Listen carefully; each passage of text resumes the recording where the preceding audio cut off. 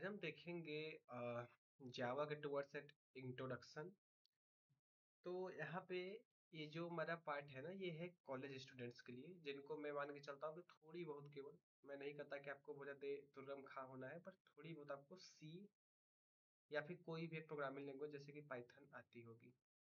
तो इतना मैं इस वाले से जो मान के चल रहा हूँ, बट अगर मुझे डिमांड आती है कमेंट्स में, तो मैं एक ऐसा भी सीरीज बनाऊंगा जिसमें मैं मान के चलूंगा कि आपको पहले से कोई भी लैंग्वेज नहीं आती है। तो आज हम जावा का स्टार्टिंग करने वाले हैं, और आज का जो लेक्चर है कोई भी देख सकता है, भले आपको कोई प्रोग्रामिंग लैंग्वेज आती है ना आती है, तो आपके फाउंडेशन बनाएगा जावा के टूवर्ड्स। तो सबसे पहले हम बिल्कुल बेसिक से शुरू करेंगे। तो सबसे पहला क्वेश्चन आता है कि भाई, what the programming language is, programming language क्या होता है। तो उसका एक बेसिक सा एग्जांपल देखो यार, सब जानते हैं, इसमें बहुत ज़्यादा टाइम वेस्ट नहीं करूंगा। बेसिक सा एग्जांपल है कि आपके पास ये आपका जो कंप्यूटर होता है, ये समझता है सिर्फ और सिर्फ बाइनरी।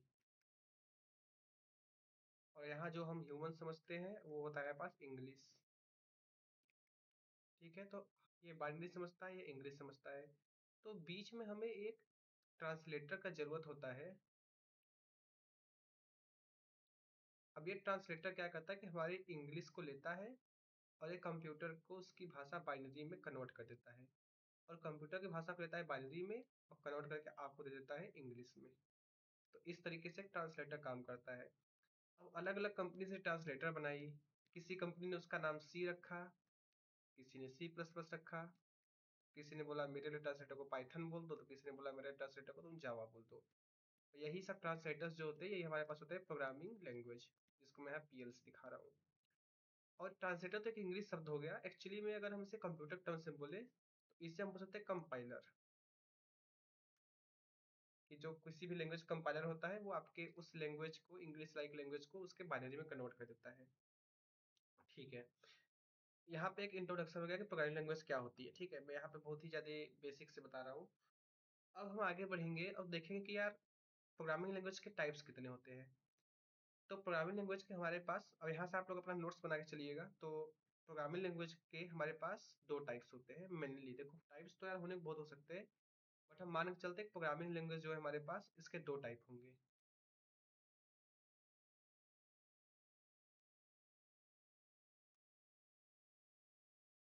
तो आप नोट्स बनाते चलना, इसलिए मैं आपके साथ साथ लिखता हूँ ताकि आप नोट्स बना सके साथ साथ। ठीक है, तो प्रोग्रामिंग लैंग्वेज के दो टाइप्स होते हैं। जो हमारे पास पहला होता है वो, उसको हम बोलते हैं प्रोसीजर ओरिएंटेड। Procedure oriented. और जो सेकंड होता है वो होता है हमारे पास ऑब्जेक्ट ओरिएंटेड।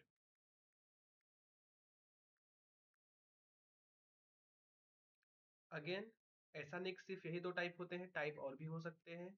लेकिन हम लोग कहते हैं ना कि ब्रॉडली क्लासिफिकेशन अगर हम लोग देखें कि मेनली कौन से मुख्य दो भाग हैं, तो वो मुख्य दो भाग हमारे पास यही होते हैं। एक जिसको हम बोलते हैं प्रोसीजर ओरिएंटेड, और एक जिसे हम बोलते हैं ऑब्जेक्ट ओरिएंटेड। अब बात ये आती है कि प्रोसीजर ओरिएंटेड और ये ऑब्जेक्ट ओरिएंटेड में अंतर क्या होती है। ठीक है, तो यहाँ से हम अपना एक इंट्रोडक्शन शुरू करते हैं। सबसे पहले मैं आपको बताने वाला हूँ प्रोसीजर ओरिएंटेड के बारे में। तो यार procedure as a English word अगर आप देखिए, तो प्रोसीजर मतलब कहीं ना कहीं एक होता है कि जैसे कुछ नियम बना दिया जाए। ठीक है, प्रोसीजर तक कहता है एक नियम है, एक उसका कुछ तरीका है, मेथड है, उसको लोग बोलते हैं नियम। ठीक है, प्रोसीजर। तो प्रोसीजर और ओरिएंटेड मतलब कि किसी की तरफ झुकाव होना। ठीक है, तो एक ऐसा लैंग्वेज जिसका एक नियमदार तरीके से चलता हो, उसको हम लोग बोलते हैं प्रोसीजर ओरिएंटेड। जैसे इसके एग्जांपल अगर मैं लूँ, प्रोसीजर ओरिएंटेड में क्या होता है कि इसका जो भी प्रोग्रामिंग होता है, उसमें आप एक पूरा प्रोग्राम फाइल बनाते हो। उस प्रोग्राम फाइल में केवल दो चीजें होती है मेनली, आपका स्टेटमेंट होता है, उसके अलावा आपके पास फंक्शन होता है। ये दो ब्रॉड क्लासिफिकेशन है जिसपे कंप्लीट प्रोग्रामिंग लैंग्वेज बनी हुई होती है। जैसे फॉर एग्जांपल इसमें हम क्या बोलते हैं कि हमारा जो, अगर मैं आपको सी का एग्जांपल दूं, जैसे आपने लिखा हैज इंक्लूड std io.h, ऐसे आपने लिखा। उसका बाद आप क्या करते हो, इंट मेन से शुरू कर देते हो अपना प्रोग्रामिंग, इंट मेन आप लिखते हो, और यहाँ पे अपना पूरा प्रोग्राम लिखते हो। तो प्रोसीजर ओरिएंटेड क्या होता है कि सीधे सीधे मेन से शुरू करता है, एक एक लाइन को चलता जाता है, परफॉर्म करता जाता है। यही होता है हमारे पास प्रोसीजर ओरिएंटेड। प्रोसीजर ओरिएंटेड में क्या होता है, प्रोसीजर ओरिएंटेड में स्टेटमेंट होता है, जैसे कि मेरे पास ये स्टेटमेंट हो गया, ये सारी चीजें स्टेटमेंट हो गई। और फंक्शन होता है, फंक्शन बोले तो ये हमारा फंक्शन हो गया। अब प्रोसीजर ओरिएंटेड में क्या था, किसी भी काम को करने के लिए हम कंप्लीट लॉजिक को दो पार्ट में तोड़ते हैं। एक तो हमारे पास फंक्शन और दूसरा हमारे पास स्टेटमेंट। इन दो पार्ट में तोड़ तोड़ के हम कंप्लीट प्रोग्रामिंग बना देते हैं। ठीक है, तो प्रोग्राम को हम जिस भी छोटे से भाग में तोड़ पाते हैं वो उसको हम लोग फंक्शन बोलते हैं। कहीं ना कहीं जैसे अगर आपको मैंने कैलकुलेटर का प्रोग्राम दिया, तो कैलकुलेटर के प्रोग्राम को आप क्या सोच के किन चीजों में तोड़ सकते हो। अगर मैंने कहीं ना कहीं आपको कैलकुलेटर का प्रोग्राम बनाने को दिया है तो आप क्या करोगे, एक सम नाम का फंक्शन बना लोगे, एक डिफरेंस नाम का फंक्शन बना लोगे, एक मल्टीप्लाई नाम का फंक्शन बना लोगे, एक डिवीजन नाम का फंक्शन बना लोगे। इन चारों फंक्शन की मदद से आप अपना एक कंप्लीट प्रोग्राम बना लोगे, और इसके साथ साथ आप एक मेन फंक्शन रखोगे। मेन फंक्शन क्या करेगा, मेन फंक्शन आपका वो फंक्शन है जहां से प्रोग्राम स्टार्ट होगा। ये मेन फंक्शन इन चारों फंक्शंस को कॉल करता है। तो प्रोसीजर ओरिएंटेड का जो फ्लो होता है वो क्या होता है कि one function calls other and complete logic works in this manner. ठीक है, तो इस मैटर में कंप्लीट लॉजिक हमारा काम करता है। आपके पास एक मेन फंक्शन होगा जो आपको एक, जैसे आप हॉस्पिटल में जाते हो तो वहाँ पर आप पहले सबसे पहले टिकट काउंटर पे जाते हो। ठीक है, अब हॉस्पिटल में कई चीजें होती है भाई। कोई आँख का अपना चेकअप कराता है, तो कई लोग जाते हैं वहाँ पे अपने हड्डियों की चेकअप कराते हैं, तो कई लोग और कुछ कराते हैं, किसी को कान की प्रॉब्लम है। तो एक ही हॉस्पिटल में सब कुछ है, तो आपको कैसे पता चलता है हमें कहाँ जाना है। आप जाओगे टिकट काउंटर पे, वहाँ पे अपना रसीद लोगे, वहाँ पे अपना फॉर्म लोगे। ठीक है, फॉर्म लेने के बाद आप बताओगे आपको प्रॉब्लम क्या है, तो आपको डायरेक्ट कर देंगे आप इस रूम में जाइए, आप उस रूम में जाइए। तो यहाँ पे हमारे एक प्रोसीजर ओरिएंटेड प्रोग्रामिंग में जो हमारे पास जो मेन फंक्शन होता है ना, ये कहीं ना कहीं हॉल टिकट होता है आपका। ये टिकट काउंटर की तरह काम करता है, जो आपको डायरेक्ट करेगा कि आपका लॉजिक के हिसाब से आपको किस फंक्शन पे जाना है, कि किस फंक्शन से वापस आना है, फिर अगली बार कौन से फंक्शन जाना है, यही आपका पूरा लॉजिक डिसाइड करेगा। तो कंप्लीट प्रोग्राम को हम कहीं कहीं फंक्शंस में तोड़ देते हैं, इसी से हमारा पूरा लॉजिक सॉल्व होता है। बट शुरू शुरू में चीजें ऐसे ही बनती थी, जितने भी सॉफ्टवेयर होते थे शुरू शुरू के सब ऐसे ही बनते थे सी पे। बट कहीं ना कहीं समय के साथ इसमें कुछ ना कुछ कॉम्प्लेक्सिटीज बढ़ती चली गई। कॉम्प्लेक्सिटी में तो जटिलता, ठीक है, हमारे जो प्रोग्राम की जटिलता होती है वो बढ़ती चली गई। जैसे जैसे हमारे सॉफ्टवेयर के साइज बढ़ने लगी, ठीक है, हमारी डिमांड बढ़ने लगी, वैसे वैसे इसमें जटिलताएं बढ़ने लगी। उसके वजह से हमें एक नए अप्रोच की जरूरत पड़ी। अब वो नई अप्रोच चीजों को कैसे सॉल्व करती है उसे हम थोड़े देर में देखेंगे। बट उससे पहले वो लोग जो नोट्स बना के चलना चाहते हैं, जो डीएसए को लेकर सीरियस है कि आगे चलकर डीएसए करना चाहते हैं, उनके लिए ये ऑब्जेक्ट ओरिएंटेड जो मैं आगे बताऊंगा वो ज्यादा इंपॉर्टेंट है। तो ऐसे लोगों के लिए अगर आप नोट्स बनाना चाहते हो, मैं एक बार कुछ लाइन में यहाँ पे रिसाइट कर देता हूँ बुक से। आप चाहो तो इसको सुन के वीडियो पॉज करके अपना नोट्स बना सकते हो। ठीक है, तो प्रोसीजर ओरिएंटेड के बारे में पढ़ रहा हूँ अभी। तो a programming language in which emphasis is given on the function और procedures rather than data value is known as procedure oriented programming. ठीक है, तो हाँ देखो यहाँ पे एक इंपॉर्टेंट चीज और आती है कि यहाँ पे जो हमारे पास इम्फेसिस है, ठीक है, इम्फेसिस बोले तो, इम्फेसिस बोले तो हमारे पास क्या कहना है, हम लोग जिस पे ध्यान देते हैं ज्यादा, मतलब ध्यान किस पे ज्यादा दिया गया है इस पे बात करते हैं। ठीक है, जैसे कहते हैं ना कि कोई कॉलेज है भाई जहाँ प्रैक्टिकल्स की ज्यादा ध्यान देते हैं, तो कहेंगे कि यहाँ पे प्रैक्टिकलिटी पे इम्फेसिस ज्यादा है। कोई कॉलेज होता है जहाँ थ्योरी पे ज्यादा ध्यान देते हैं, लोग होते हैं यहाँ थ्योरी पे इम्फेसिस ज्यादा है। तो उसी तरीके से हमारे पास जो प्रोसीजर ओरिएंटेड प्रोग्रामिंग लैंग्वेज होता है, जिसको हम पीओपी बोलते हैं प्यार से, तो इसमें जो इम्फेसिस होता है, इम्फेसिस हमारे पास किस पे होता है, फंक्शंस पे, फंक्शंस पे, फंक्शंस आर इम्फेसाइज्ड। ठीक है, फंक्शंस पे इम्फेसाइज करते हैं, और डेटा वैल्यूज आर फ्री। अब इससे मैं क्या बोलना चाहता हूँ यार, ऐसा मतलब data value free, functions emphasise होते हैं, ये सब क्या चीजें हैं।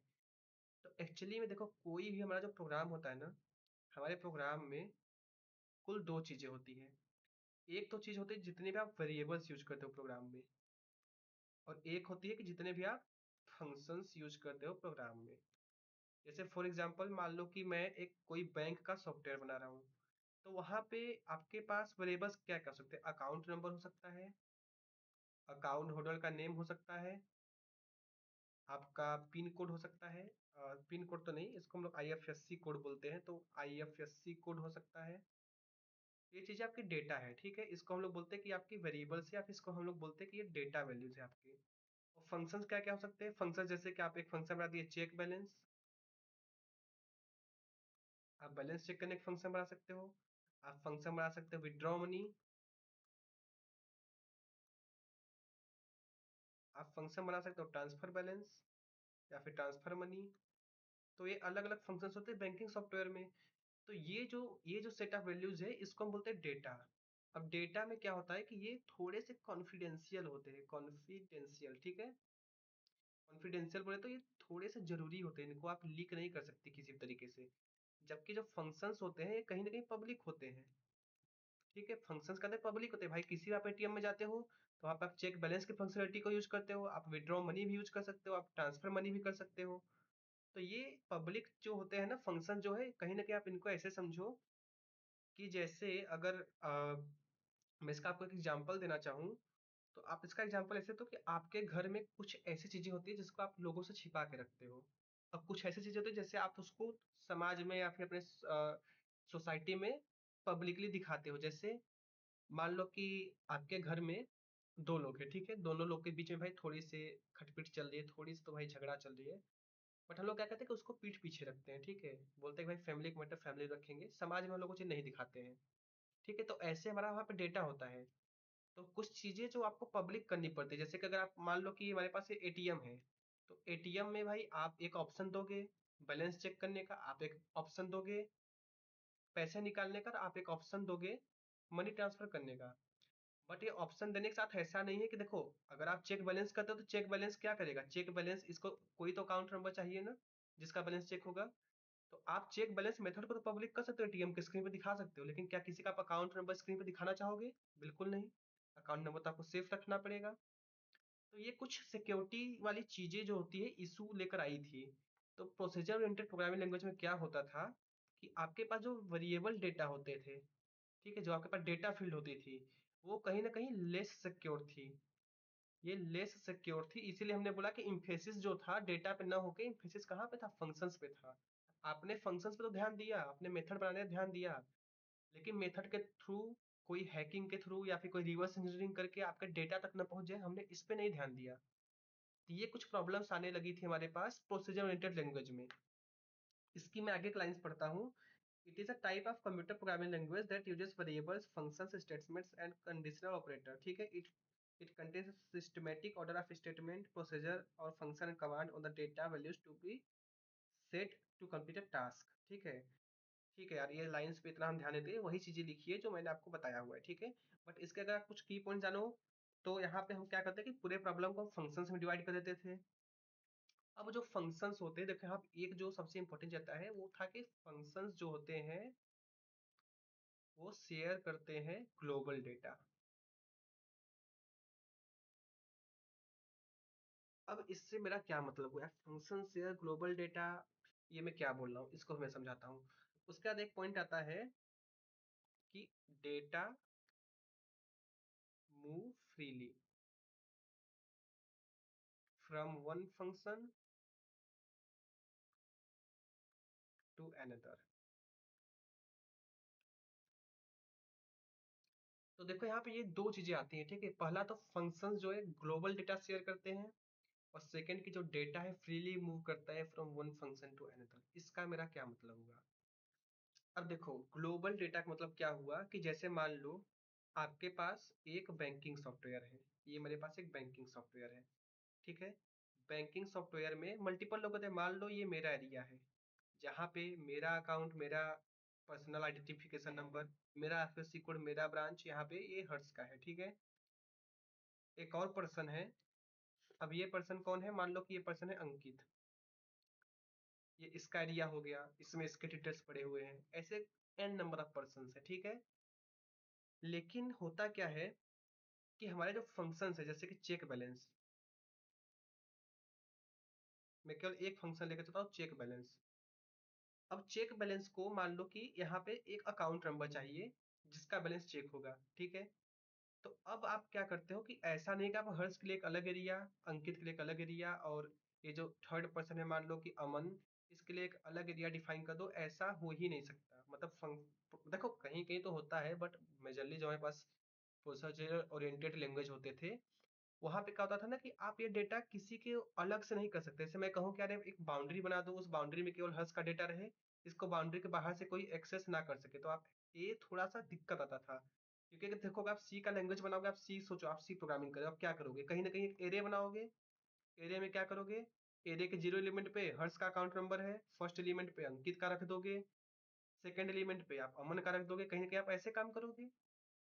तो ये तो आपने डेटा ग्लोबल कर दिया। क्या ऐसा है कि मेरा अकाउंट की मेरा डेटा केवल मेरे तक सुरक्षित है, मेरे को कोई एक्सेस न कर पाए? एरे है भाई, एरे तो हम किसी का एक्सेस करेंगे। हालांकि मैं आपको ऐसा नहीं बोल रहा हूँ कि ऐसे प्रोसीजर ओरिएंटेड से सब कुछ हैकिंग ही हो जाता था। मैं आपको बस समझाने के लिए आपको एनालॉजी दे रहा हूँ। ऐसा भी नहीं होता था, कितना भी सिक्योर नहीं था, बट मैं आपको एक एनालॉजी दे रहा हूँ, ठीक है। तो ऐसे में हम बोलते हैं कि जो फंक्शंस है वो ग्लोबल डेटा को शेयर करते हैं। ग्लोबल डेटा शेयर करते हैं मतलब कि वो डेटा सबके लिए अवेलेबल है।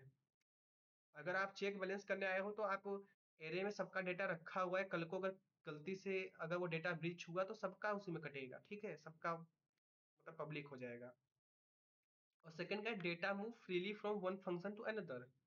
और जैसे आपने यहाँ पे अकाउंट नंबर दिया चेक बैलेंस को, ठीक है, आपने बैलेंस चेक किया, उसके बाद आपने कहा विड्रॉ मनी, कि आपको पैसे निकालने हैं। तो अब आपने ये अकाउंट नंबर यहाँ पास कर दिया। मान लो कि आपने चेक बैलेंस से विथड्रॉ मनी को बुलाया, तो ये आपने अकाउंट का जो आपका अकाउंट नंबर था उसने आपको इसको दे दिया। तो एक फंक्शन दूसरे फंक्शन डेटा फ्रीली मूव कर रहे हैं, यहाँ पे कोई रिस्ट्रिक्शन ही नहीं है। कोई नियम नहीं है कि डेटा को कौन लेगा कौन नहीं लेगा, किसको डेटा एक्सेस करना अलाउ है किसको नहीं है, कोई नियम नहीं है। तो कहीं ना कहीं इस पे सिक्योरिटी में थोड़ा सा तो इशू आता था। अब इन इश्यूज को सॉल्व करने के लिए हमारे पास लेटर ऑन एक नई तरीके की प्रोग्रामिंग लैंग्वेज आती है जिसका नाम था C++, और इसी कैटेगरी की लैंग्वेज जावा। तो इन्होंने क्या किया कि इन्होंने आपको एक नई लैंग्वेज बना के दी जिसको हमने बोलते हैं ऑब्जेक्ट ओरिएंटेड प्रोग्रामिंग।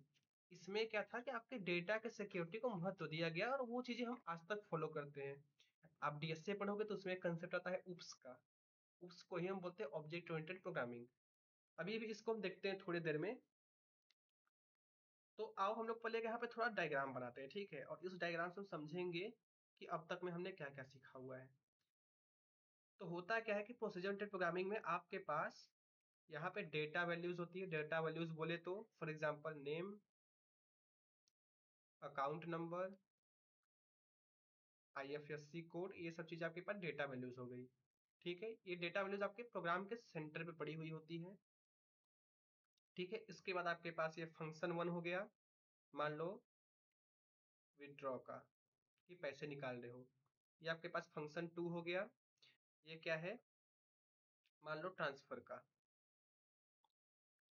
आपके पास फंक्शन थ्री हो गया, मान लो चेक बैलेंस का, कि आप बैलेंस चेक करो, ठीक है। अब क्या हो रहा है, देखो ये जो आपके पास डेटा वैल्यू है ये सभी फंक्शन के लिए यूनिफॉर्मली अवेलेबल है, ठीक है, सबके लिए अवेलेबल है भाई। तो इस तरीके से डेटा का फ्लो होता है, ठीक है। अब देखो डेटा के ऊपर कोई रिस्ट्रिक्शन नहीं है। इसको भाई आपको डिबगिंग करना थोड़ा कठिन होता है। आप डेटा को कैसे बार बार रीयूज करोगे, इसका भी कोई खास एक वैसा कंसेप्ट नहीं था। तो इन चीजों को सॉल्व करने के लिए बाद में इंट्रोड्यूस किया गया हमारे ऑब्जेक्ट ओरिएंटेड प्रोग्रामिंग को, जिसको हम लोग शॉर्ट में डबल ओपी उप बोलते हैं, ठीक है, ऑब्जेक्ट ओरिएंटेड प्रोग्रामिंग। अब ऑब्जेक्ट ओरिएंटेड प्रोग्रामिंग की हम बात करते हैं तो इसने हमारे इसमें देखो, इसमें जो मेन चीज है वो क्या है कि जो इम्फेसिस है, पिछले बार जहाँ इम्फेसिस फंक्शंस हुआ करता था, यहाँ इम्फेसिस डेटा वैल्यूज पे होगा। मतलब कि सिक्योरिटी हम डेटा को ज्यादा सिक्योर करेंगे, फंक्शंस हमारे लिए सेकेंडरी चीज हो जाती है यहाँ पे। ये इसका मेन पॉइंट है, ठीक है। अब ऑब्जेक्ट ओरिएंटेड प्रोग्रामिंग में हमारे पास समझना चाहिए कि एक ऑब्जेक्ट क्या होता है।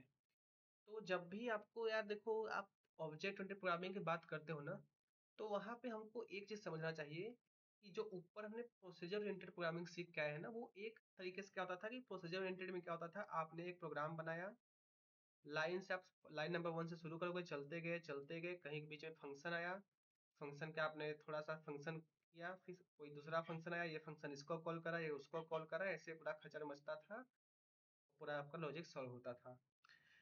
But in object oriented programming देखो, प्रोसीजर में क्या था, कंप्यूटर लॉजिक को हम लोग दो पार्ट में तोड़ते थे, एक फंक्शंस और एक स्टेटमेंट। ये दो लोग मिलकर अपना लॉजिक कंप्लीट करते थे। बट ऑब्जेक्ट ओरिएंटेड प्रोग्रामिंग में आप क्या करोगे, कंप्लीट लॉजिक को ब्रेक करोगे इन objects.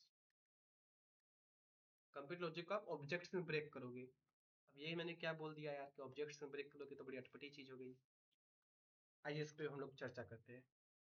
Procedure oriented programming POP में प्रॉब्लम क्या थी, एक बार रिकॉल करते हैं। प्रॉब्लम ये थी कि मेरे पास सेंटर में डेटा हुआ करता था। इसमें हर्ष का भी डेटा है, इसमें अंकित का भी डेटा है, और इसमें हमारे पास अमन का भी डेटा है। हमारे पास फंक्शन हुआ करते थे। मान लो कि फंक्शन है विथड्रॉ, मतलब पैसे निकालने का। तो ये फंक्शन क्या करता था कि डेटा को सीधे सेंटर से उठाता था। तो ये विड्रॉ फंक्शन जो कि पब्लिक है, एटीएम पे आपको दिख रहा है, ये हर्ष का भी डेटा एक्सेस करता है, अंकित का भी और अमन का भी। तो ऑब्जेक्ट ओरिएंटेड में हमने क्या किया ना कि हमने इस प्रॉब्लम को सॉल्व करने के लिए, डेटा को सिक्योर करने के लिए हमने बोला कि हम देखो एक कैप्सूल लाएंगे। मेरे पास एक ये बॉक्स होगा। अब इस बॉक्स को मैं बोल दूंगा कि ये हर्ष का बॉक्स है। ठीक है, तो इसमें बोलता हूँ हर्ष बॉक्स। ये बॉक्स हर्ष का है। अब इस बॉक्स की खासियत क्या होगी, इसमें दो पार्ट होंगे। एक पार्ट इसमें हर्ष का डेटा होगा। डेटा बोले तो मेरा अकाउंट नंबर, मेरा नेम, मेरा आईएफएससी कोड बैंक का। और इसके दूसरे बॉक्स में मेरा मेथड होगा। अब मेरा मेथड में क्या होगा, देखो मेरे लिए एक विथड्रॉ होगा जो पैसे निकालने में मदद करेगा, मेरे लिए एक चेक बैलेंस होगा, मेरे लिए एक और फंक्शन होगा ट्रांसफर मनी। ठीक है, ये तो ये जो कैप्सूल है ना, ये जो बॉक्स है, ये पूरी तरीके से केवल मुझे रिप्रेजेंट कर रहा है। अब मान लो कि अंकित है, ठीक है, तो अंकित के लिए एक अलग बॉक्स होगा। अब हम लोग इसको बोलेंगे अंकित का बॉक्स है। अंकित के बॉक्स में भी दो पार्ट होगा, एक पार्ट डेटा का और एक पार्ट मेथड का। मेथड बोले तो फंक्शंस का। अब यहाँ पे अंकित का अकाउंट नंबर होगा, यहाँ पे अंकित का नेम होगा, यहाँ पे अंकित का आईएफएससी कोड होगा। ठीक है, उसके बाद यहाँ पे अंकित के लिए उसका अपना विड्रॉ होगा, अंकित के लिए अपना चेक बैलेंस होगा, और अंकित के लिए अपना ट्रांसफर होगा। तो देखो यहाँ पे क्या था, डेटा सेंटर में था, कोई भी एक्सेस कर रहा है। बट यहाँ पे हमने क्या किया कि डेटा को हमने बॉक्स में बंद कर लिया। अब अगर मैं हर्ष के पैसे निकालना चाहता हूँ तो केवल और केवल ये जो विड्रॉ जो हर्ष के बॉक्स के अंदर है, केवल ये अलाउड है हर्ष के किसी भी डेटा को एक्सेस करने के लिए। और अगर मैं अंकित के पैसे निकालना चाहता हूँ तो मुझे अंकित के विड्रॉ से बात करनी होगी। मेरे इस हर्ष के बॉक्स वाला विड्रॉ अंकित के पैसे नहीं निकाल सकता। तो यहाँ पे हमने क्या बोला कि यहाँ पे सबके डेटा सिक्योर होंगे। जो मेरे घर का डेटा है केवल मेरे बॉक्स के अंदर के मेथड अलाउ है उसको एक्सेस करने के लिए, और जो दूसरे का बॉक्स है उसको केवल उसके मेथड लोग उसके डेटा को एक्सेस कर पाएंगे। तो यहाँ पे हमने सबसे बड़ी प्रॉब्लम क्या सॉल्व करी कि जो डेटा सेंटर पे था एक फंक्शन सबके डेटा को एक्सेस कर रहा है। यहाँ पे हमने क्या किया कि हर एक पर्सन के लिए उसका खुद का डेटा होगा, उसका खुद का मेथड होगा, और हम नहीं अलाउ करेंगे किसी बाहरी को कि आके आप मेरे चीजों को एक्सेस कर पाओ। तो यहाँ से क्या हुआ कि मेरे डेटा की सिक्योरिटी बढ़ गई, मेरे डेटा की सिक्योरिटी बढ़ गई। तो अब ये जो बॉक्स है ना, इसी बॉक्स को हम लोग कंप्यूटर के टर्म्स में बोलते हैं ऑब्जेक्ट। ठीक है, इसी बॉक्स को हम लोग कंप्यूटर की भाषा में बोलते हैं ऑब्जेक्ट। तो अब अगर मैं आपसे पूछूं कि ऑब्जेक्ट क्या होता है, तो आप क्या बोल सकते हो कि ऑब्जेक्ट क्या होता है। Object is an entity, object एक ऐसा चीज है which stores the data and the methods for a particular person. किसी एक पर्टिकुलर पर्सन का जो डेटा और उसी पर्टिकुलर पर्सन के मेथड्स रखे, ठीक है, उसको लोग ऑब्जेक्ट बोलते हैं। वही अपने देसी भाषा में। तो डेटा ऑब्जेक्ट क्या है, एक बॉक्स की तरह है। ये एक हमारा ऑब्जेक्ट है जो एक बॉक्स की तरह है, जिसमें एक हिस्से में तो हमारे डेटा होंगे और एक हिस्से में हमारे मेथड्स होंगे, हमारे डेटा से रिलेटेड, जो सिर्फ हमारे डेटा को केवल हमारे मेथड एक्सेस कर पाएंगे। तो इसे हम लोग बोलते हैं भाई ऑब्जेक्ट ओरिएंटेड प्रोग्रामिंग। ठीक है, यहाँ तक समझ में आया सब। ठीक है, अब देखो क्या होता है कि प्रोसीजर ओरिएंटेड प्रोग्रामिंग में आपने देखा कैसे डेटा ग्लोबल हुआ करता था। तो अगर मैं आपसे पूछूं क्या यहाँ पे डेटा ग्लोबल है, बिल्कुल नहीं। डेटा यहाँ पे ग्लोबल नहीं है, डेटा यहाँ पे पब्लिक नहीं है। मेरा डेटा मेरे बॉक्स के अंदर सुरक्षित है, किसी और का डेटा उसके बॉक्स के अंदर सुरक्षित है। हम लोग एक दूसरे के डेटा को छेड़ नहीं सकते हैं। ठीक है, तो ये होता है प्रोसीजर ओरिएंटेड प्रोग्रामिंग का अपना एक स्पेशल फीचर। अब जब भी आप प्रोसीजर जब सॉरी, ये होता है ऑब्जेक्ट ओरिएंटेड प्रोग्रामिंग का अपना स्पेशल फीचर। ठीक है, अब जब भी आप ऑब्जेक्ट ओरिएंटेड प्रोग्रामिंग पे बात करते हैं तो वहाँ पे दो चीज आता है, एक तो आता है क्लास और एक आता है ऑब्जेक्ट। ये दो आपको सबसे ज्यादा चीजें देखने को मिलेगी, एक क्लास और एक ऑब्जेक्ट। अब यार हमारे लिए समझना जरूरी है कि क्लास और ऑब्जेक्ट क्या होता है, बट उसके पहले हम थोड़ी सी थ्योरेटिकल चीजें देखते हैं। देखो, अब जो मैं थ्योरी आपको बताने वाला हूँ ना, हो सकता है आप इसको अभी देखो तो आपको ना समझ में आए। ठीक है, मैंने भी अपनी प्रोग्रामिंग जर्नी क्लास 6 में स्टार्ट की थी, जावा सीखना। और जावा मेरा फर्स्ट लैंग्वेज था। तो जब मैंने यार अपना स्टार्ट किया था ना, तो वहाँ पे हुआ क्या था कि सबसे पहले मैंने यार, क्या होता है, हम बुक का पहला चैप्टर उठाते हैं, पढ़ते हैं। यहाँ तक तो मुझे समझ में आया कि भाई चलो प्रोसीजर ओरिएंटेड क्या होता है और ऑब्जेक्ट ओरिएंटेड क्या होता है। मुझे थोड़ा सा प्रॉब्लम हुआ क्योंकि मैंने पहले सी तो सीख नहीं रखी थी, जावा मेरा पढ़ा लैंग्वेज, तो पहले तो मुझे प्रोसीजर में दिक्कत हुआ। फिर नहीं समझा तो मैं आगे बढ़ा, मुझे ऑब्जेक्ट ओरिएंटेड में आया। वहाँ पे भाई ये ऑब्जेक्ट तो समझ में आया कि एक बॉक्स होता है जो ठीक है लोगों की चीज़ों को इनक्लोज करता है। बट उसके बाद जब मैं क्लास में गया, ऑब्जेक्ट में गया और उसके कुछ थ्योरी देखी, मेरा सर के ऊपर से गया। तो मैं बोला यार, ऐसे तो नहीं हो पाएगा जावा। बट लकीली यार, मेरे अंदर एक चीज था कि मैं क्या कहता ना, जो मुझे चीजें नहीं समझ आती मैं छोड़ के आगे बढ़ जाता हूँ, सोचता चलो आगे बढ़ते हैं, छोड़ो। तो ये चीज यार बाद में समझा जब मैं आगे बढ़ा ना, और जब मैं आगे के चैप्टर्स बढ़ा, जब मैंने कुछ प्रॉब्लम सॉल्व की, उस पर इवन ऑड नंबर के प्रोग्राम बनाए, टेबल प्रिंट करने प्रोग्राम बनाए, कई प्रोग्राम बनाए। उसके बाद जब पलट के वापस आता हूँ चैप्टर वन पे, तो मुझे यार चैप्टर वन अचानक से समझ आता है कि ये कहना क्या चाहता है। तो वो सेम चीजें देखो, आप अगर आप कुछ चीज सीखना चाहते हो ना, तो आप यहाँ पे अभी ये वीडियो चलाए होगे, आप इसको देखोगे, लगेगा यार ये तो समझ नहीं आया। तो भाई घबराने की जरूरत नहीं है। मैं आपको ये चीजें क्यों बता रहा हूँ, क्योंकि प्रोग्रामिंग का नेचर ना आपके बाकी सब्जेक्ट जैसे नहीं होता, फिजिक्स केमिस्ट्री या मैथ के जैसे नहीं कि आप लाइंस चलते जाओगे आता जाएगा। प्रोग्रामिंग एक्चुअली एक प्रैक्टिकल चीज है। आप थोड़े से जब प्रोग्राम बनाना शुरू करोगे ना, फिर आप लौट के इस चैप्टर को दोबारा देखोगे। आपको एक बार इस चैप्टर को भी देखना है, ठीक है, आए समझ में ना समझ में आए, आपको 30% भी समझ में आता है, दैट इज फाइन। सीधे आप आगे बढ़ोगे। आप केवल एक बार चैप्टर 2 तक पढ़ लोगे, जो कि मैं आपको बताऊंगा फंक्शंस क्या होते हैं, वहां तक आप पढ़ लोगे। उसके बाद आप लौट के जब यहाँ आओगे ना, तो आपको पता चलेगा यार ये कितनी कितनी गजब चीजें हैं, तो आपको ये चीजें दोबारा से ज्यादा समझ में आएगी। तो ये चीजें मुझे भी करनी पड़ी थी, ये चीजें आपको भी करनी पड़ेगी, इसकी कोई भी शॉर्टकट नहीं है। ठीक है, आपको हो सकता है न समझ में आए, दैट इज फाइन, बट आपको देखना है, आगे बढ़ना है। और नहीं समझ में आएगा तो पक्का है भाई, नहीं ही समझ में आएगा, ये तो कंफर्म है कि नहीं आएगा समझ में।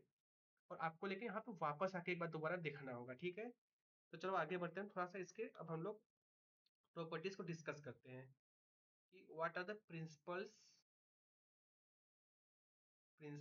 Of object oriented programming. बहुत क्वेश्चन आते हैं यार इसके ऊपर, प्रिंसिपल्स के ऊपर। कई कंपनीज के इंटरव्यूज में पूछे जाते हैं प्रिंसिपल्स के बारे में सवाल, कि आप इसको इम्प्लीमेंट कैसे करोगे, क्या करोगे, इसके बारे में अभी आपको बताता हूँ। ठीक है, ठीक है।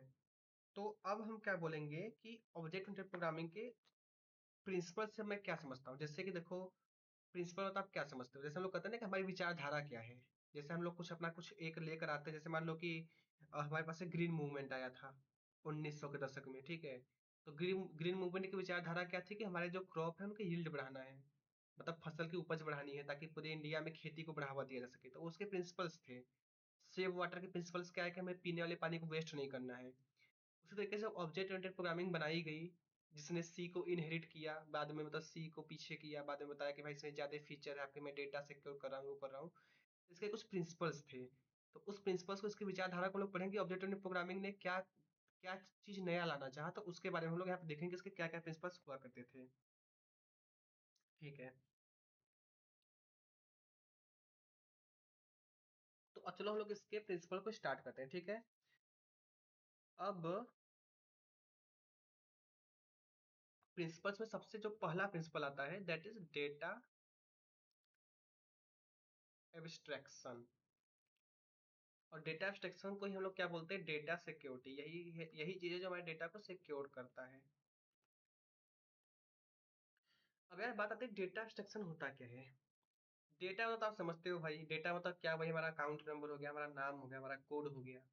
अब एब्स्ट्रैक्शन मतलब क्या होता है, इसको हिंदी में बोलते हैं छिपाना। ठीक है, जैसे हम लोग कहते थे घर की बातें हम बाहर से छिपाते हैं, उसी तरीके से डेटा एब्स्ट्रैक्शन, जो कि एक ऑब्जेक्ट ओरिएंटेड प्रोग्रामिंग कंसेप्ट है, ये बोलता है भाई हम अपने प्रोग्राम के अंदर की चीजें, जैसे हमने मान लो कि कोई बैंक सिक्योरिटी प्रोग्राम बनाया, ठीक है, उसमें मेरा अकाउंट नंबर रखा हुआ है, उसमें मेरा एड्रेस रखा हुआ है, मेरा आईएफएससी कोड रखा हुआ है। अब यही सॉफ्टवेयर तो एटीएम में लगा हुआ है, तो वो बोलेगा भाई कि कोई बात नहीं, एटीएम चाहे जो यूज करे, बट मुझे डेटा छिपा के रखना है। नो डाउट यहाँ पे हार्ड कोडेड चीजें हैं, बट मैं अपने डेटा को सिक्योर करके रखूंगा। हम लोग उसको बोलते हैं डेटा। इसका अगर मैं आपको एग्जांपल दूं, तो एग्जांपल में आप देख सकते हो कि जैसे मान लो आपके पास एक कार है, ठीक है, आपके पास एक कार है, आप कार चलाते हो, ठीक है, आप कार चलाते हो, तो आपको देखो कार में अगर मैं डेटा की बात करूँ, डेटा में इसके क्या क्या हो सकता है, गियर बॉक्स इसका डेटा है, इसमें ब्रेक लगा हुआ है, उसका डेटा है, और मैं बहुत चीजें बोल सकता हूँ, ऐसे 25 चीजें इसमें जो उसको मैं बोल सकता हूँ, इसका इंजन हो गया, वो इसका डेटा है, ठीक है। अब मैं इसके कुछ फंक्शंस होते हैं, देखो ये तो हमारे कोई डेटा। अब बात करते हैं फंक्शंस। फंक्शंस क्या क्या हो सकते हैं? अप्लाई ब्रेक, ब्रेक को आप अप्लाई करो, ये एक फंक्शन हो सकता है। Speed up the car, car को आप स्पीड अप करो, ये हो सकता है। कार को आपको टर्न करना है, लेफ्ट राइट कहीं भी, वो एक फंक्शन हो सकता है। अब आप ऐसे सोचो कि अगर आपको एक कार में ब्रेक लगाना है, तो ब्रेक लगाने के लिए कार ने क्या बोला कि मैंने आपको एक ब्रेक पेडल दिया हुआ है, आपको क्या करना है, सिंपली इस ब्रेक पेडल को प्रेस करना है और ब्रेक लग जाएगा, ठीक है। आपको गियर लगाना है, तो उसमें आपने गियर बॉक्स दिया है, ठीक है, तो आपके लिए यहाँ पे गियर बॉक्स दिया है, ठीक है। आप गियर ऐसे लगाओ, गियर लग जाएगा। लेकिन क्या ब्रेक लगाने के लिए आपको ये जानना जरूरी है कि बिहाइंड द सीन ये कैसे काम करता है? बिहाइंड द सीन ये कैसे काम करता है? कैसे वहां पे हाइड्रोलिक प्रेशर काम करता है? क्योंकि भाई इतना तो हम लोग क्लास 10 साइंस में पढ़ते हैं कि आप जब ब्रेक लगाते हैं तो आप कुछ हाइड्रोलिक प्रेशर बिल्डअप होता है, जो टायर में जाके वहां पे कुछ फ्रिक्शन लगाता है, फ्रिक्शन की वजह से कार रुक जाती है। तो आपको अगर ब्रेक लगाना है, तो क्या आपको ये साइंस जाने की जरूरत है? नहीं, आपको साइंस जाने की जरूरत नहीं, बैकग्राउंड जाने की जरूरत है ही नहीं। आपको पता है कि मेरे पास एक पैडल है, मैं इसको दबाऊंगा, ब्रेक लग जाएगा। आप उसके पीछे चीजें जानो चाहे मत जानो, जरूरी नहीं है। उसी को लोग बोलते हैं डेटा एब्स्ट्रैक्शन, कि हम क्या करेंगे कि जो हमारा फीचर है, मेन फीचर, वो तो मैं आपको पर्दे के सामने लाकर दिखा दूंगा कि भाई ये हमारा पेडल है, इसको दाबो ब्रेक लग जाएगा। लेकिन उसके पीछे क्या चीजें हो रही है, इसको मैं छिपा लूंगा, उसको मैं आपको नहीं बताऊंगा। अगर आप इसको देखो सॉफ्टवेयर के टर्म्स में, तो आप एटीएम पे जाते हो, एटीएम पे जाते हो, आपको यहाँ पे एक ऑप्शन मिलता है विड्रॉ मनी। आप पैसे निकालने के लिए आपको एक ऑप्शन मिलता है, आप इस पे क्लिक करते हो, आप उसमें अमाउंट डालते हैं 500, 500 आपको यहाँ से एटीएम से निकल के मिल जाता है।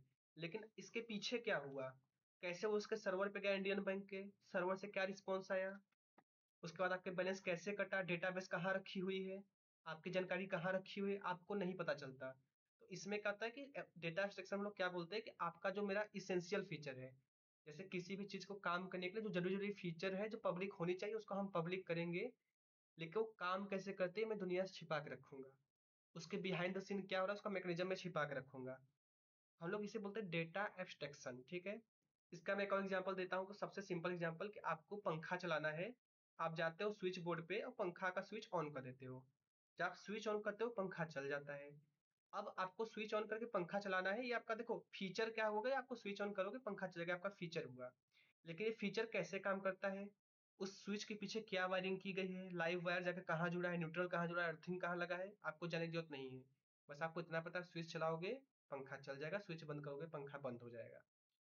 ये एक एग्जाम्पल है डेटा एब्स्ट्रैक्शन का। मे भी आपको अभी बहुत ज्यादा समझ ना आता हो कि मैं क्या बता रहा हूँ, बट याद रखिएगा, आपको दोबारा आके एक बार देखना पड़ेगा, क्योंकि अभी मैं इसका रियल वर्ल्ड एग्जाम्पल दे रहा हूँ, मैं प्रोग्रामिंग में इसका एग्जाम्पल दूंगा तब आप इसको ज्यादा समझोगे, ठीक है। तो ये तो था डेटा एब्स्ट्रैक्शन। अब दूसरा जो हमारे पास फीचर आता है दैट इज इनकैप्सुलेशन। इनकैप्सुलेशन क्या होता है इसके बारे में देखते हैं।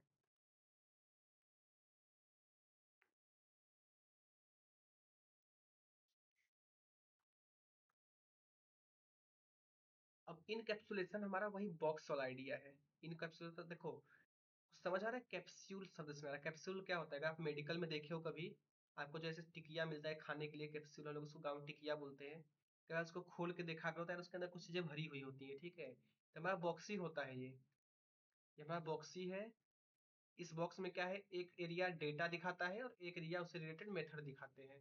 अब होता क्या है कि ये जो डेटा है इसको केवल इसके मेथड ही एक्सेस कर सकते हैं, मतलब बॉक्स के अंदर अंदर इसके जितने भी मेथड है इसके डेटा को यहीं से एक्सेस हो पाएगा। इस बॉक्स के बाहर से कोई भी आपके बॉक्स के अंदर की चीजें नहीं जान सकता। यही जो बॉक्स था इसी को लोग ऑब्जेक्ट बोलते थे, और इसी कंसेप्ट को कि हम एक बॉक्स बना देंगे, उस बॉक्स के अंदर केवल बॉक्स के अंदर चीजें केवल बॉक्स के अंदर वाले लोग देख पाएंगे, बॉक्स के बाहर नहीं देख पाएंगे। इसी आइडिया को हम लोग बोलते हैं इनकैप्सुलेशन। अब इनकैप्सुलेशन का अगर आप डिफिनेशन लिखना चाहो तो इनकैप्सुलेशन क्या बोलता है, grouping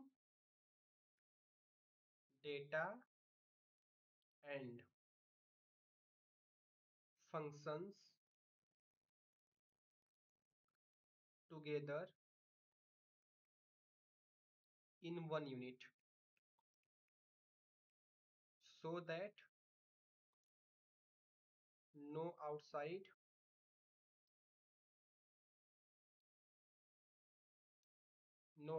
function can access data of a particular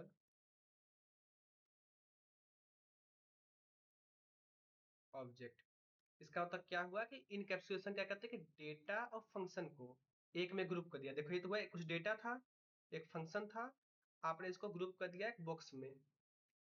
group करने के बाद कहता है कोई भी आउटसाइड का फंक्शन, मान लो कि यहाँ पे किसी और का ऑब्जेक्ट है, उसके भी कुछ मेथड है, उसके भी कुछ डेटा है, तो इसका मेथड आपके डेटा को एक्सेस नहीं कर पाएगा। तो ये मैंने लिखा हुआ है, so that no outside function can access data of a particular object। किसी एक ऑब्जेक्ट का डेटा किसी दूसरे ऑब्जेक्ट के फंक्शन एक्सेस नहीं कर पाएंगे, इसी को हम लोग इनकैप्सुलेशन बोलते हैं, ठीक है। तो अभी तक हमने क्या क्या सीखा, अभी तक हमने दो फीचर सीखे। पहला फीचर क्या था, डेटा एब्स्ट्रैक्शन। डेटा एब्स्ट्रैक्शन क्या, हम जरूरी फीचर दिखाएंगे, पीठ पीछे कैसे काम करता है ये हम छिपा लेंगे। जैसे कि आपको मैंने एग्जांपल दिया, आप स्विच ऑन करते हो पंखा चल जाता है, और स्विच ऑन करते हो तो पीछे इलेक्ट्रिसिटी कैसे काम करती है, वायरिंग कैसे हो, ये आपको जानने की जरूरत नहीं है। बस आप इतना जानो कि मैं, जैसे हम लोग कहते हैं ना डेटा एब्स्ट्रैक्शन होता होता है कि भाई कोई भी, कहते हैं ना कि जो पढ़ा लिखा आदमी नहीं है वो भी आपकी चीजों को यूज कर पाए, और जो आपका मेन कॉम्प्लेक्सिटी है उसको आप अपने ऊपर ले लो कि ठीक है आप स्विच ऑन करो पंखा चल जाएगा, उसके पीछे मैं देख लूंगा, उसको आप जानने की जरूरत नहीं है, ठीक है। सेकंड हम देखा इनकैप्सुलेशन, वही एक बॉक्स बना दो, उसमें एक बॉक्स में दो एरिया, एक डेटा एक मेथड का। डेटा मेथड आपस में लिंक है, कोई आउटसाइडर उसको फंक्शन कोई वो नहीं कर पाएगा। अब सबसे मोस्ट इंपॉर्टेंट आता है इनहेरिटेंस। इनहेरिटेंस बायोलॉजिकल लग रहा है ना इनहेरिटेंस, कि यार बोलते नहीं है कि यार बच्चे की आंखें पापा से मिल रही है तो इनहेरिटेंस हो गया, कि भाई वो पापा से कुछ लेकर आया है, तो इसको लोग इनहेरिटेंस बोलते हैं। अब ये इनहेरिटेंस मोस्ट इम्पोर्टेंट है हमारे जावा में, क्योंकि इसी के दम पे यार आप देखते हो बड़े बड़े सॉफ्टवेयर बनते हैं। अब इनहेरिटेंस क्या बोलता है कि जैसे मान लो मैंने एक प्रोग्राम बनाया, मैं आपको यहाँ पे एग्जांपल देता हूँ, ठीक है। मान लो मैंने एक प्रोग्राम बनाया, मैं एक गेम बना रहा हूँ, गेम का नाम है डक डक गो। अगर इसको हिंदी ट्रांसलेशन मत करना, बत्तख बत्तख जाओ, ऐसा कोई ट्रांसलेशन मत करना, ठीक है। नाम है, गेम है, इसका नाम है डक डक गो, जिसमें क्या होता है कुछ बत्तखें होती है और एक स्विमिंग पूल होता है। इस स्विमिंग पूल में क्या होता है कि हमारी जो चिड़िया होती है इसमें तैरती रहती है, ठीक है, इधर तैरती है उधर तैरती है, ये होता है। इस प्रोग्राम को मैंने बनाया, इसमें मैंने मान लो 2 लाख लाइन्स ऑफ कोड लिखी, ठीक है। तो यार समय बीता, गेम बहुत ज्यादा पॉपुलर हुआ, लोग बहुत ज्यादा खेल रहे हैं, इसको पसंद कर रहे हैं। हालांकि इतना अच्छा गेम है नहीं, बट मानने में क्या जा रहा है, ठीक है, लोग इसको पसंद कर रहे हैं। यार डिमांड बढ़ी तो मुझे लगा कि यार इस गेम में एक एक्स्ट्रा फीचर ऐड करना चाहिए। और वो फीचर क्या है ना कि इसको मैं बैकग्राउंड थोड़ा चेंज करूँ, गेम अभी 2 डेज को मैं 3D बना दूँ। उसके बाद मैं डक पैसे जो क्यों तैर पा रही हूँ, इसमें एक नया फीचर डाल दिया फ्लाई करने का, कि क्यों ना बत्तखें उड़ने लगे, ठीक है। तो मान लो कि अब मुझे ये प्रोग्राम बनाना है, तो क्या मैं शुरू से एक कोड लिखूंगा, क्या मैं फिर से पहले ये बेसिक जो मैंने यहाँ बनाया था 2 लाख लाइन, तो पहले 2 लाख लाइन मैं यहाँ उतारूंगा, उसके बाद फिर मैं यहाँ पे अपना नया फीचर ऐड करना चाहूंगा, फ्लाई करने का, 3D बनाने का, इसमें 3D फीचर देने का, वो सब करने का एक तरीका तो ये है, ठीक है, ये हमारा वे वन हो गया, ठीक है। दूसरा तरीका क्या है कि भाई जो 2 लाख लाइन लिखा था इसे कंटिन्यू करो, इसी में आप फ्लाई जोड़ दो, इसी में आप 3D जोड़ दो, इसी में आप सब कुछ जोड़ दो। लेकिन यार एक बात बताओ, प्रोग्रामिंग में रस तो बहुत आती है। ये गेम हमारा अच्छा खासा वर्किंग कंडीशन में था। वर्किंग कंडीशन में था, ठीक है। मान लो मैंने इसमें फ्लाई का कुछ बनाया। अब फ्लाई बनाने का ऐसा तो है नहीं कि मैं केवल नीचे की लाइन पे काम करूंगा, मुझे ऊपर की कुछ लाइन में भी जाकर सुधार करनी पड़ेगी। 2 लाख लाइन में से मान लो मैंने 1 लाख लाइन को एडिट किया, उसमें कुछ नई चीजें डाली। और मान लो किसी वजह से हमारा कोड क्रैक हो गया, इधर आ गई, तो आपने अच्छा खासा जो वर्किंग गेम था आपने उसको भी उड़ा दिया। अब आपसे ना तो नया वाला फीचर बन पाया, जो पुराना था आप उसको ले बैठे, तो यार ऐसे तो कंपनी नहीं चल पाएगी, ठीक है। ना ही ऐसे इंजीनियरिंग हो पाएगी। तो ये तरीका तो नहीं सही है। तो दूसरा तरीका क्या निकला कि आप इसको क्या करो कि यहाँ पे ले आओ, इसको आप यहाँ पे कॉपी करो। इस गेम को कॉपी करो, वहाँ पे 2 लाख लाइन आपको लिखी लिखान मिल जाएगी। उस पर आप एक्सपेरिमेंट करो। एक्सपेरिमेंट सही हुआ तो ठीक, नहीं हुआ तो ठीक है भाई। वो वाला गेम तो हमारा बचा ही है पुराना वाला, क्योंकि आपने कॉपी करके बनाया। बट एक बात बताओ यार, क्या अगर आप इस पे ऐसे आज आपने एक फीचर ऐड किया, चलो आपने 2 फीचर ऐड किया, अब आपकी टोटल प्रोग्रामिंग 4 लाख लाइन की हो गई, ठीक है। मान लो कल को आप 2-3 फीचर और ऐड करना चाहोगे इस पे, कल को आपका दिमाग सनका, आप बोले कि यार अब मैं बत्तख को चढ़ने के लिए मजबूर करूंगा, भले गाय चलते लेकिन मैं बत्तख चढ़ाऊंगा अब। तभी तो गेम में कुछ नहीं आएगा, ठीक है। तो आपने क्या किया कि आपने तीनों फीचर ऐड किए। जाहिर सी बात है आप उसमें तो करोगे नहीं, इसको आपने फिर कॉपी किया। 4 लाख लाइन पहले से था, 3 आपने न्यू फीचर जोड़े, अब ये पहुंच गया 10 लाख लाइन। तो यार आपको एक बात समझ आ रहा था, अगर आप इसको जोड़ते जाओगे, एक ही प्रोग्राम आपका लंबा होता चला जा रहा है, सिंगल प्रोग्राम, ठीक है। अब मान लो कभी आपको कुछ सुधार करना हुआ, कभी कुछ दिक्कत आया, तो आपको पता है 10 लाख लाइन्स की कोड को देखने में हालत क्या होगी एक सिंगल फाइल में। तो इसको सॉल्व करने के लिए हमारे पास एक कंसेप्ट है इनहेरिटेंस का। इनहेरिटेंस क्या था, इसका मैं आपको एग्जांपल दूंगा। जैसे मान लो मेरे पास एक फादर है, एक आदमी है बलवंत। मैं यहाँ पे हिंदी में लिख रहा हूँ बलवंत राय। ठीक है भाई, कोई पर्सनल मत लेना है, मैं बस रैंडम नेम ले रहा हूँ। इसके पास क्या है भाई, 100 एकड़ जमीन है, ठीक है। 2 लाख रुपए है इसके पास। 2 लाख करोड़ कर देते हैं, 2 लाख करोड़ रुपए है इसके पास। और 3 कार है। कौन कौन सी? C1 C2 C3। इसके पास 3 कार है, ठीक है। अब यार इसका मान लो इसके 2 बेटे हुए। मैं बोलता हूँ एक हो गया, अ, मान लो कि इसके 2 बेटे हो गए, एक बेटा है B1 और एक बेटा है B2, ठीक है। अब B1 यार अच्छा खासा था, बड़ा हुआ, इसने कुछ कमाया, इसने 5 एकड़ और जमीन लिखवा ली। इसने 2 कार और ले ली। उस कार का नाम था C4 C5, ठीक है। अब B2 ने भी भाई, ये भी एक अच्छा खासा था, इसने भी कमाया। इसने एक गोल्ड की चेन ले ली। बाद में इसने क्या किया, एक नया घर ले लिया।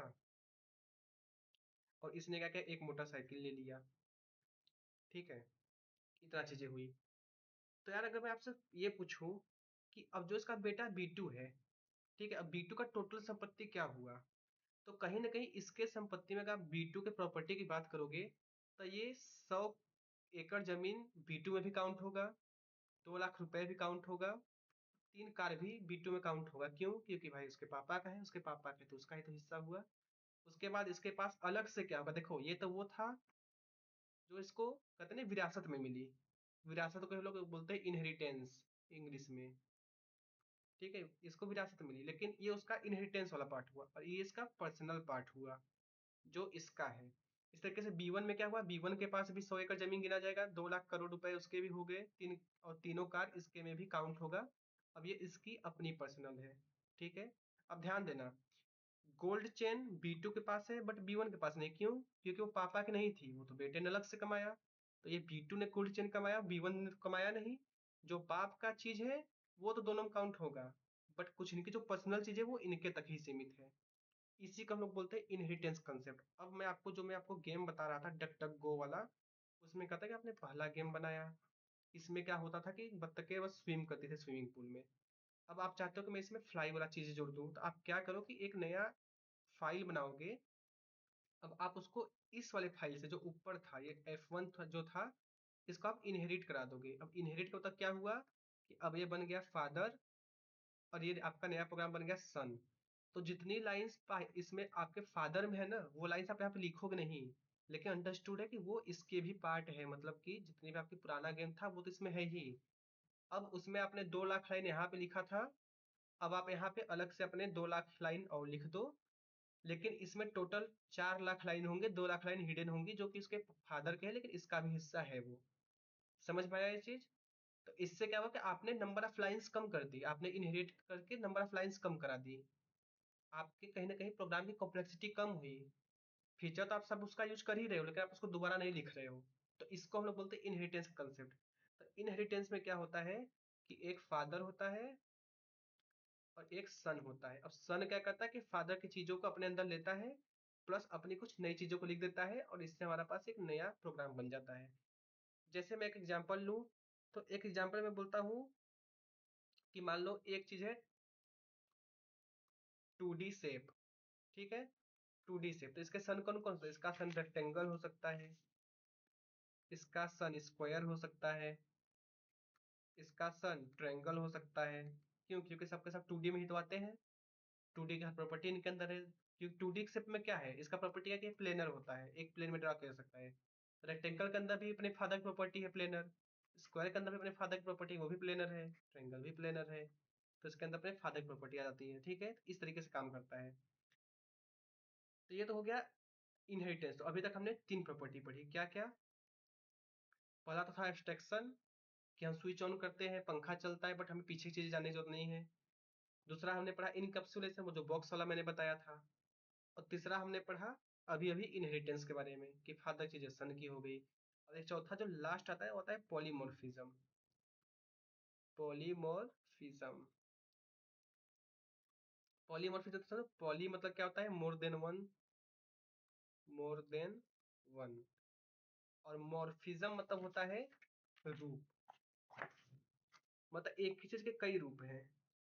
ठीक है, अब इसको आप कैसे समझ सकते हो कि आप ऐसे समझो कि आपके पास एक, मान लो मैं कहता हूँ कि वही पुराना एग्जाम्पल है, आपके पास एक 2D शेप है, 2D शेप नाम का आपके पास एक फादर है। ठीक है, मान लो इस फादर के पास एक मेथड है एरिया, ठीक है। अब आपने इसको इनहेरिट कराया एक रेक्टेंगल के लिए और एक ट्रायंगल के लिए, ठीक है। तो सोचो आप फादर का जो एरिया फंक्शन है उसको आप यूज करके रेक्टेंगल को भी कैलकुलेट करा सकते हो, ट्रायंगल को भी कैलकुलेट करा सकते हो। तो कहीं ना कहीं आपको ये जो फंक्शन है इसको बार बार लिखने की जरूरत नहीं पड़ी। 2D शेप तो आपका डिफाइन है, 2D शेप का नियम एक ही होता है, तो उसी को आप रेक्टेंगल का यूज करो, उसी का आप ट्रायंगल का यूज करो। तो हुआ नहीं कि एक से ज्यादा रूप में काम कर रहा है वो, कभी तो वो रेक्टेंगल के रूप में काम करे, कभी ट्रायंगल के रूप में काम कर रहा है। तो इसको लोग बोलते हैं पॉलीमॉर्फिज्म। रियल वर्ल्ड एग्जांपल देखो, एक हमारे पास होता है शब्द सेल। सेल को हम लोग कहाँ कहाँ यूज करते हैं सोचो। एक होता है रेडियो वाला सेल, जो ऐसे बैटरी आती है, उसको हम लोग सेल बोलते हैं। एक हमारे ह्यूमन की स्किन में हम लोग बोलते हैं कि हम लोग सेल से बने हुए हैं। और सेल क्या होता है, आप देखोगे जेल का जो हमारे पास जो जेल होता है जहाँ पे कैदी बने हो रखे हो जाते हैं, उसको हम लोग सेल बोलते हैं। तो एक ही चीज का हम लोग कई जगह पे यूज, मतलब एक ही नाम का हम लोग कई जगह उपयोग करते हैं, उसी का हम लोग बोलते हैं पॉलीमॉर्फिज्म। अगेन आपको अभी समझ नहीं आता कि ये क्या है, प्रोग्रामिंग में क्या बता रहा है। फिर मैं बोलता हूँ अभी कम समझ में आएगा। आप एक बार जावा करके आओगे, थोड़े से प्रोग्राम लिखोगे, आप वापस लौटोगे, तब आपको समझ में आएगा सब चीजें क्या है। और तब मैं आपको और भी डेप्थ में बता पाऊंगा। अभी तो मैंने आपको इसका केवल मुश्किल से 30-40% ही बताया है। अभी मैं आपको प्रोग्रामिंग के रूप में नहीं बता रहा हूँ कि प्रोग्रामिंग में आप कैसे करोगे पॉलीमॉर्फिज्म, प्रोग्रामिंग में आप कैसे एब्स्ट्रैक्शन करोगे, वो चीजें मैं आपको बाद में बताऊंगा, ठीक है। तो अभी के वीडियो में इतना ही रखते हैं, और आगे के वीडियो में हम लोग जावा पे प्रोग्राम लिखना स्टार्ट करेंगे। तो thank you so much for watching.